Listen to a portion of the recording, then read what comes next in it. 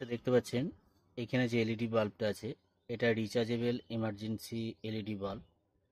তার মানে কারেন্ট চলে গেলেই এই এলইডি বাল্বটা অটোমেটিক জ্বলে যাবে, কোনো রকম সুইচ নেই। এইখানে হাত দিলেই B22 ক্যাপের উপরে যখন হাত দেওয়া হবে এমনিতেই টেস্ট করার জন্য, তখন এলইডি বাল্বটা পুরোপুরিভাবে জ্বলে যায়। এখানে দেখতে পাচ্ছেন এখানে সিসকা কোম্পানি এলইডি বাল্ব। আমি যে সিস্টেমটা দেখাবো যে কোনো কোম্পানির হোক বা যে কোনো ওয়ার্ডের হোক একই সিস্টেম। এখানে দেখতে পাচ্ছেন 9 ওয়ার্ডের সিসকা কোম্পানি রিচার্জেবল এলইডি বাল্ব। এখন এই সময় এই ধরনের এলইডি বাল্ব প্রায় বাসা বাড়িতেই আছে। আমি আপনাদেরকে এমন সিস্টেম রিপেয়ারিং করার পদ্ধতি দেখিয়ে দেবো, একদম নতুন সিস্টেমে দেখিয়ে দেবো। তাহলে এই ভিডিওটা যদি আপনারা সম্পূর্ণ দেখেন তাহলে এই ধরনের এলইডি বাল্বগুলো রিপেয়ারিং করা আপনাদের কোনো রকম সমস্যা হবে না, সহজেই আপনারা নিজেরাই এই এলইডি বাল্বগুলোকে ঠিক করে নিতে পারবেন। কেননা এই ধরনের ইমার্জেন্সি লাইট বা ইমার্জেন্সি এলইডি বাল্ব এখন প্রায় বাসা বাড়িতেই থাকে। এবার এইখানে যে খোলার সিস্টেমটা আমি প্রথমে দেখিয়ে দেবো। এমনি নর্মাল এলইডি বাল্বে যেরকম B22 ক্যাপ থাকে, এখানে ডিফিউজার আছে, প্লাস ভিতরে একটা ডাইভার সার্কিট থাকে। এর এক্সট্রাভাবে এখানে এলইডি প্যানেল, এমনি এলইডি বাল্বে যেমন এসএমডি প্যানেল থাকে, এই এলইডি বাল্বের ক্ষেত্রেও উপরে এসএমডি প্যানেল আছে। ভিতরে যে একটা ডাইভার সার্কিট থাকে এমনি নর্মাল এলইডি বাল্বের ভিতরে, এই এলইডি বাল্বের ভিতরেও একটা ডাইভার সার্কিট থাকে। তো ওই ডাইভার সার্কিট আর এখানে এমসিবি প্যানেল এমনি নর্মাল এলইডি বাল্বের ভিতরেও থাকে। এক্সট্রাভাবে একটা রিচার্জেবল ব্যাটারি দেওয়া আছে, এই ব্যাটারিটা নর্মাল এলইডি বাল্বের ভিতরে থাকে না। এবার আমি দেখিয়ে দেবো আপনাদেরকে কিভাবে আপনারা রিপেয়ারিং করবেন। এইখানে ডিফিউজারটাকে আমি খুলে নেব। খুলে নেওয়ার পদ্ধতি আপনাদেরকে দেখিয়েছি। এমনি নর্মাল যে এলইডি বাল্বগুলো থাকে, নর্মাল এলইডি বাল্বে যেরকম সিস্টেম এই এলইডি বাল্বের ক্ষেত্রেও একই রকমের সিস্টেম। আমি এখানে সেম সিস্টেম ব্যবহার করব। কোনো ধরনের চাকু বা প্যান্সার ব্লেড নিলেই হবে। এই ধরনের আমি চাকু নিয়েছি, কাগজ কাটার জন্য ব্যবহার করা হয় বা অন্যান্য কাজেও ব্যবহার করা হয়। এই চাকু দিয়ে এখানে আস্তে আস্তে করে এইভাবে চাপ দিলে এখানে যে গাম আটাটা থাকে সেই গাম আটাটা অটোমেটিক এখানে দেখতে পাচ্ছেন, এখানে লক্ষ্য করলে বুঝতে পারবেন। এখানে যখন আমি চাকুটা প্রেস করছি এখানে হালকা দেখুন এখানে জায়গাটা অনেকটা ক্লিয়ার হয়ে যাচ্ছে, মানে গামটা যে আটাটা থাকে সেই আটাটা নষ্ট হয়ে যায়। এই চাকুটা দিয়ে এইভাবে চারিদিকে আমি আস্তে আস্তে করে, তবে খুবই সাবধানের সাথে করবেন, কেননা বেশি যদি চাপ দিয়ে করা হয় অনেক সময় হাতে লেগে যাওয়ার সম্ভাবনা থাকে। তো এইভাবে আটাগুলোকে ভালো করে এইভাবে পুরোটা ছাড়িয়ে নিতে হবে। তো অলরেডি আমি ছাড়িয়ে রেখেছি, তার জন্য আমাকে নতুন করে আর ছাড়াতে হচ্ছে না। এইভাবে ছাড়িয়ে নেবেন। ছাড়িয়ে নেওয়ার পর এখানে ডিফিউজারটা খুলে নেবেন। ডিফিউজারটা খুলে নিয়ে আমি আপনাদেরকে সিস্টেমটা দেখিয়ে দিচ্ছি। প্রথমে ডিফিউজারটাকে খোলা দেখাবো, তারপরে আমি অন্য কাজগুলো দেখাবো। এখানে দেখতে পাচ্ছেন এখানে চাপ হচ্ছে, তার মানে চাকুটা ভালো করে এখানে লাগাতে হবে। তো এখানে দেখতে পাচ্ছেন আমি চাকু দিয়ে খুলে দেখাচ্ছি আপনাদেরকে। তো এখানে চাকু দিয়ে এইভাবে খুললে খুলে যাবে। এখানে খুলে গেল ডিফিউজারটা। এখানে দেখতে পাচ্ছেন এখানে কিছু এসএমডি এলইডি আছে, এখানে কিছু এসএমডি এলইডি আছে ডাইরেক্ট এসি থেকে চলবে। তার মানে এখন যখন লাইন থাকবে ডাইরেক্ট 220 ভোল্ট এসি, যখন সাপ্লাই থাকবে ডাইরেক্ট 220 ভোল্ট এসি সাপ্লাই থেকে জ্বলবে। আমি আপনাদেরকে জ্বালিয়ে দেখিয়ে দিচ্ছি। এখানে আমি তার জন্য ডাইরেক্ট 220 ভোল্ট এসি সাপ্লাই নেব। এসি সাপ্লাইয়ের সাথে আমি সংযুক্ত করে দেখিয়ে দেবো কতটা লাইট হচ্ছে বা জ্বলছে কি জ্বলছে না সেটাও দেখা দরকার। তারপর আমি প্রবলেমটা ফাইন্ড আউট করে আপনাদেরকে দেখিয়ে দেবো। অবশ্যই ভিডিওটা লাস্ট পর্যন্ত দেখবেন। ভিডিও যদি না লাস্ট পর্যন্ত দেখেন তাহলে কোনো কিছু আপনারা শিখতে পারবেন না। এইখানে দেখতে পাচ্ছেন এখানে পুরোপুরিভাবে এখানে যে এসএমডি এলইডিগুলো আছে, এখানে কোনো এসএমডি এলইডি, এখানে যে এসএমডি এলইডিগুলো জ্বলছে না ঠিকঠাকভাবে। এখানে দেখুন কিছু এসএমডি এলইডি জ্বলছে, আবার কিছু এসএমডি এলইডি জ্বলছে না। তো এইখানে আমি প্রথমে এসএমডি এলইডিগুলোকে আমি একটা একটা করে টাচ করে দেখে নেব। এইখানে চিমটি কভার করা, এখানে দেখতে পাচ্ছেন কভার করা আমি একটা চিমটি নিয়েছি। এই চিমটি দিয়ে প্রত্যেকটা এসএমডি এলইডিকে আমি টাচ করে দেখে নেব। এখানে এসএমডি এলইডিগুলো খারাপ আছে নাকি আমি দেখে নেব। প্রথমে এখানে প্রত্যেকটা এসএমডি এলইডিগুলোকে আমি দেখে নেব কোন এসএমডি এলইডিটা খারাপ আছে। এইখানে দেখতে পাচ্ছেন এখানে যে এসএমডি এলইডিটাকে আমি টাচ করলাম, এইখানে এই এসএমডি এলইডিটা খারাপ আছে, তার জন্য কিন্তু জ্বলছিল না। তো এইখানে এইভাবে টাচ করে আপনারা বুঝে নেবেন অনার্সে কোন এসএমডি এলইডিটা খারাপ আছে। এই এসএমডি এলইডিটাকে আমি আপাতত তুলে নেব। এখানে আমি আপাতত এখানে তুলে নেব। ভিডিওটা অবশ্যই লাস্ট পর্যন্ত দেখবেন, আরও কিছু সিস্টেম আছে, সেই সিস্টেমগুলো আপনাদেরকে দেখিয়ে দেবো।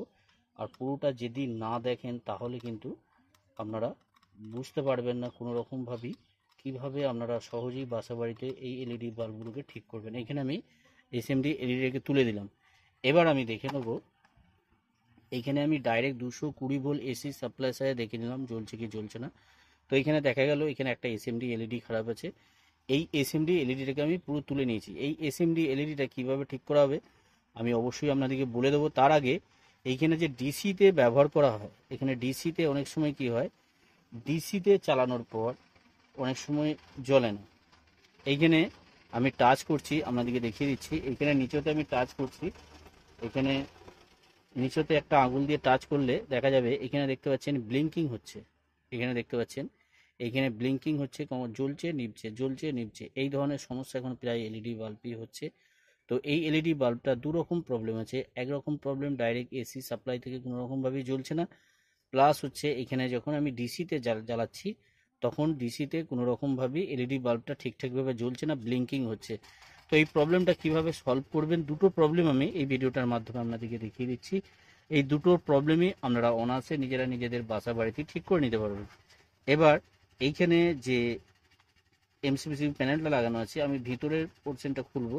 তো ভিতরের জায়গাটা খুলতে গেলে এইভাবে চার দিলে এখানে যে ফাঁক পজিশনটা আছে এইভাবে চার দেওয়া হবে। কোনো ওপেনার দিয়ে বা কোনো কিছু দিয়ে যদি চার দিয়ে হয় অনার্সে খুলে যাবে।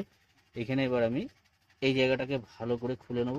এখানে খুলে নিচ্ছি। খুলে নেওয়ার পর ভিতরে দেখতে পাচ্ছেন, ভিতরে একটা, আমি আপনাদেরকে প্রথমেই বলেছিলাম ভিতরে একটা ড্রাইভার সার্কিট আছে, এক্সট্রা করে একটা ব্যাটারি আছে। ব্যাটারিটা এই জায়গায় লাগানো থাকে। ব্যাটারিটা আমি খুলে নিচ্ছি। ব্যাটারিটা খুলে নেওয়ার পর এখানে আপনাদেরকে দেখিয়ে দিচ্ছি। তাহলে আপনাদেরকে দুরকম প্রবলেম দেখালাম। একরকম প্রবলেম হচ্ছে ডিসি থেকে জ্বলছে নিভছে, তোমার ব্লিঙ্কিং হচ্ছে। আর 2 নম্বর হচ্ছে ডাইরেক্ট 220 ভোল্ট এসি সাপ্লাই থেকে যে এলইডি বাল্বটা জ্বলে, এলইডি বাল্বটা কোনো রকমভাবে জ্বলছে না, একটা এসএমডি এলইডি খারাপ আছে। দুটো প্রবলেম আমি সলভ করে দেখাবো।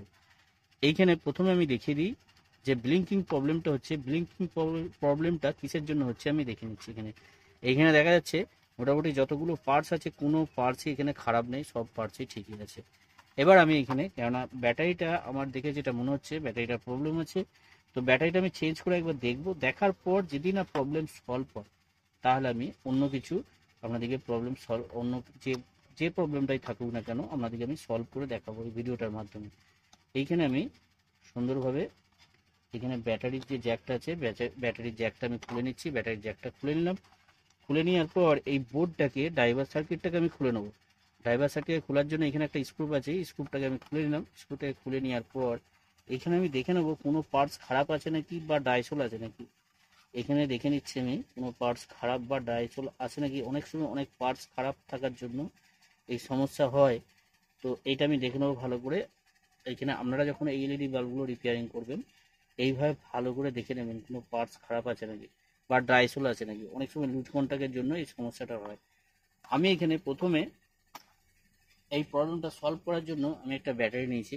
এই ধরনের লিথিয়াম আয়ন ব্যাটারিগুলো এগুলো মার্কেটে অনার্সে আপনারা কিনতে পেয়ে যাবেন। এই ব্যাটারিটা আমি লাগাবো। এই ব্যাটারিটা লাগিয়ে দেখে নেবো ডিসি দিকটা ঠিক না, ইমার্জেন্সিটা আগে দরকার। কারেন্ট চলে গেলে যে জ্বলে এলইডি বাল্বটা সেই সিস্টেমটা আগে দরকার। এইখানে দেখুন, এখানে যে সকেটটা লাগানো আছে প্লাস মাইনাস দেখে এখানে দেখুন মার্কিং করাই আছে, বি প্লাস বি মাইনাস এখানে দেখতে পাচ্ছেন মার্কিং করা আছে। প্লাস দিকে প্লাস কানেকশন করব, মাইনাস দিকে মাইনাস কানেকশন করব। এইখানে আমি কানেকশনটা করে একবার দেখে নেব এলইডি বাল্বটা ডিসিতে জ্বলছে নাকি। তারপরে আমি আপনাদেরকে এসির যে সমস্যাটা, এলইডি যে এসএমডি এলইডিটা আমি তুলেছিলাম ওই এসএমডি এলইডিটাকে বা প্যানেলটাকে আমি রিপেয়ারিং করে দেখাবো। কেননা এই প্যানেলগুলো কিনতে গেলে অনেকটাই খরচা, তার জন্য আমি এই প্যানেলটাকে রিপেয়ারিং করে দেখাবো। অবশ্যই ভিডিওটা লাস্ট পর্যন্ত দেখবেন। প্লাস দিকে প্লাস কানেকশনটা করবো। এদিকে পয়েন্টটা যখন, এই কানেকশনটা যখন করবেন খুবই সাবধানের সাথে করবেন, কেননা অন্য পয়েন্টের সাথে যেন সংযুক্ত না হয়ে যায়। অন্য পয়েন্টের সাথে যদি সংযুক্ত হয়ে যায় তাহলে কিন্তু অনেক রকম সমস্যার সম্মুখীন হতে পারে।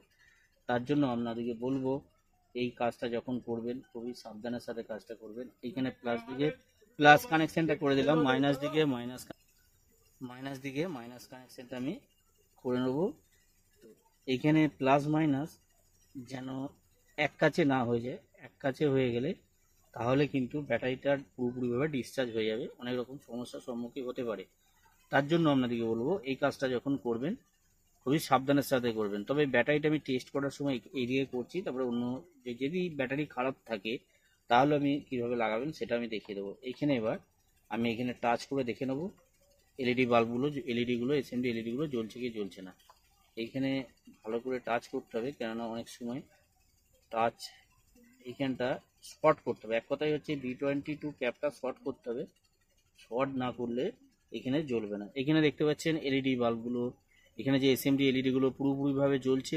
যতগুলো এসএমডি এলইডি থাকে আছে সব এসএমডি এলইডি জ্বলছে, কোনো রকম সমস্যা নাই। তার মানে এখানে অ্যাকচুয়ালি ব্যাটারি প্রবলেমের জন্য এই সমস্যা ছিল। তো ব্যাটারিটা আমি চেঞ্জ করে নেবো। তো ব্যাটারিটা চেঞ্জ করে আমি আপনাদিকে ওইখানে যে এসি যে এসএমডি এলইডি খারাপ, ডাইরেক্ট 220 ভোল্ট এসিতে চালাতে গেলে যে এসএমডি এলইডি খারাপ ছিল সেই এসএমডি এলইডিটাকে আমি রিপেয়ারিং করে আপনাদেরকে দেখিয়ে দেবো। এইখানে দেখুন, এইখানে এই রিচার্জেবল যে ব্যাটারিগুলো মার্কেট থেকে যখন কিনবেন এই ধরনের সকেট লাগানো থাকে না, এই সকেটটাকে আমি লাগিয়ে দেখাবো। এবার সকেটটা আমি এইখান থেকে খুলে নেব, এই জায়গা থেকে এখানে যে পুরানো ব্যাটারিটা আছে এই ব্যাটারিটা থেকে আমি সকেটটা সুন্দরভাবে এই জায়গাটা আমি কেটে নেব। কেটে নেওয়ার পর এইখানে যে সকেটটা আছে সকেটটা আমি এখানে এই জায়গাটা লাগিয়ে নেব। এই জায়গাটা লাগিয়ে নিয়ে তাহলে কি হবে, তাহলে কোনো রকম সোল্ডারিং করার দরকার পড়বে না, সকেটটা অনায়াসে এখানে লেগে যাবে। এখানে এইভাবে আমি ভালো করে এইখানে পেস্ট দিয়ে, আপনারাও যখন এই কাজটা করবেন তো সুন্দরভাবে এইভাবে পেস্ট দিয়ে নেবেন। পেস্ট দিয়ে নিয়ে এইখানে সুন্দরভাবে এই জায়গাটায়, তবে প্লাসের সাথে প্লাস কানেকশন করবেন আর মাইনাসের সাথে মাইনাস কানেকশন করবেন। এই জিনিসটা আপনারা দেখে কানেকশন করবেন, প্লাস মাইনাস যেন ভুল না হয়। এইখানে কালো তারের সাথে আমি কালো তারটা সোল্ডারিং করব, আর এই দিকে যে প্লাস তারটা আছে প্লাস তারটা সুন্দরভাবে আমি এইখানে সোল্ডারিং করে নেব। সোল্ডারিং করে নিয়ে এখানে আপনাদেরকে সকেটটা লাগিয়ে দেখিয়ে দেবো। আর ওইদিকে যে এসি এসএমডি এলইডিগুলো যে খারাপ আছে বা এসি প্যানেলটা যে প্রবলেম আছে সেটাকেও আমি আপনাদেরকে ঠিক করে দেখিয়ে দেবো। এখানে সুন্দরভাবে আমি সোল্ডারিং করে নিলাম, এখানে দেখতে পেলেন।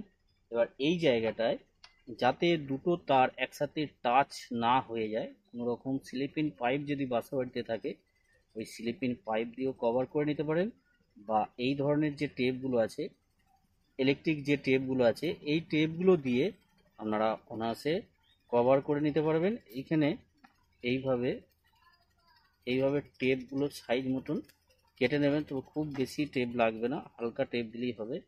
তো এইখানে টেপটাকে আমি ভালো করে এখানে কভার করে নেবো, তবে একটা তারে দিলেও হবে, তবে আমি দুটো তারই দিয়ে দিচ্ছি, আপনারাও এইভাবে দুটো তারে দিয়ে নেবেন।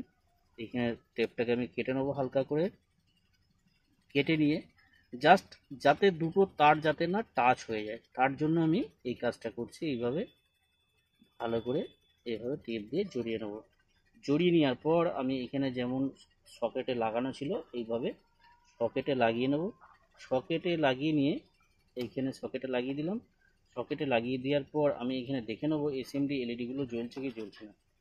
এখানে দেখতে পাচ্ছেন টাচ করছি, এসএমডি এলইডিগুলো জ্বলছে, তার মানে ওকে। আর এই জায়গাটায় আপনাদেরকে প্রথমে আমি এটা ফিটিং করে নিচ্ছি, কেননা এই দিকটা আমার আর দরকার নেই। ব্যাটারিটা ভালো করে ঠিক জায়গার মতন যেখানে ছিল সেই জায়গাতে আমি ভালো করে লাগিয়ে নেবো। এইভাবে এই দিকটা একটু চাপ দিয়ে নেবো, কেন না হলে এখানে এই বোর্ডগুলো ঠিকঠাকভাবে লাগবে না, বা এইখানে যে ড্রাইভার সার্কিট আছে ড্রাইভার সার্কিটটা ঠিকঠাকভাবে লাগবে না। এইখানে যে স্ক্রুপটা ছিল সেই স্ক্রুপটা আমি সুন্দরভাবে এখানে এঁটে নেবো, স্ক্রুপটা আঁটা দরকার। আমি এখানে সুন্দরভাবে স্ক্রুপটা এঁটে নেবো, এঁটে নিয়ে আপনাদিকে এবার ফিটিং করে দেখিয়ে দেবো। এখানে দেখুন স্ক্রুপটাকে আমি ভালো করে টাইট করে নিচ্ছি। এখানে স্ক্রুপটাকে ভালো করে টাইট করে নেবো। এইখানে স্ক্রুপটাকে ভালো করে আমি টাইট করে নিচ্ছি, এইভাবে আমরা টাইট করে নেবেন। টাইট করে নেওয়ার পর এইদিকে আমি ফিটিং করে নিচ্ছি, কেন এই দিকের কাজ আমার মোটামুটি কমপ্লিট হয়ে গেছে। কেননা এইদিকে আর বেশি কিছু আমার কিছু দরকার নাই। তো ব্যাটারিটা একটু ভালো করে লাগিয়ে নেবো, কেননা ব্যাটারিটা ভেতরে না থাকলে তাহলে এখানে ড্রাইভার সার্কিটগুলো ঠিকঠাকভাবে ফিটিং করা যাবে না। তবে এইখানে দেখুন লক আছে, এই লকের সাথে যদি না লাগে তাহলে কিন্তু এইখানে কোনো রকমভাবেই প্যানেলটা ফিটিং করতে পারবেন না। এখানে দেখুন প্যানেলটা ফিটিং হয়ে গেল। এবার এইখানে যে এসএমডি এলইডিটা আছে, এখানে এসএমডি এলইডিটা আমি প্রথমেই তুলে নিয়েছিলাম, তো এই জায়গাটাই ভালো করে পেস্ট দিয়ে নেব। এখানে পেস্ট দিয়ে নিয়ে আপনাদেরকে দেখিয়ে দিচ্ছি। পেস্ট দিয়ে এখানে আমি রাং দিয়ে ভালো করে এই জায়গাটাকে আমি পরিষ্কার করে নেব। এই জায়গাটাকে আমি ভালো করে পরিষ্কার করে নেব। পরিষ্কার করে নিয়ে বা এইভাবে পরিষ্কার করে নেওয়ার পর এইভাবে আমি শর্ট করে দিলাম। তো এইখানে দেখতে পাচ্ছেন আমি শর্ট করে দিলাম। শর্ট করে দিয়ে আমি দেখে নেবো ডাইরেক্ট এসি সাপ্লাইয়ের সাথে এলইডি বাল্বটা জ্বলছে কি জ্বলছে না। এখানে দেখতে পাচ্ছেন এলইডি বাল্বটা পুরোপুরিভাবে জ্বলছে এসি সাপ্লাই থেকে।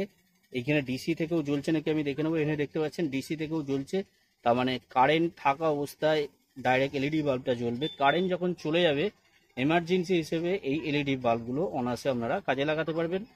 তো এইভাবে এই ধরনের এলইডি বাল্বগুলো অনায়াসে আপনারা বাসা বাড়িতে রিপেয়ারিং করে নিতে পারবেন। ভিডিওটা যদি ভালো লাগে অবশ্যই একটা লাইক করে দেবেন, লাইক করতে ভুলবেন না। আর এই ধরনের ভিডিও পাওয়ার জন্য অবশ্যই চ্যানেলটাকে সাবস্ক্রাইব করে অল নোটিফিকেশন অন করে রাখবেন। আপনারা সকলেই ভালো থাকবেন, সুস্থ থাকবেন, নিজের খেয়াল রাখবেন। ওকে, থ্যাংক ইউ, ধন্যবাদ।